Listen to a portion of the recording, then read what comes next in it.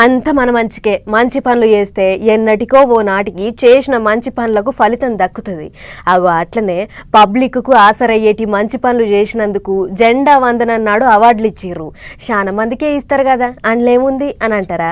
అందరేమో గాని గీళ్ళ ముచ్చటేందో ఒక్కసారి అరుసుకొనొద్దాం పారి. 15 ఆగస్టు పండుగ దేశంలో మస్తు జోరుగా అయింది. జెండాలు ఎగిరేసుకునుడు, అమరవీరులను దలుసుకునుడు, జేజేలు కొట్టుకునుడే కాదు, నిజాయితీగా సర్కారు కొలువులు చేసేటి ఆఫీసర్లకు అవార్డులు ఇచ్చారు సర్కారు వాళ్ళు. గట్ల చాలా మందికే ఇస్తారు, పతేడు ఇస్తూనే ఉంటారు కదా, అందులో కొత్త ఉన్నది అని అంటారా?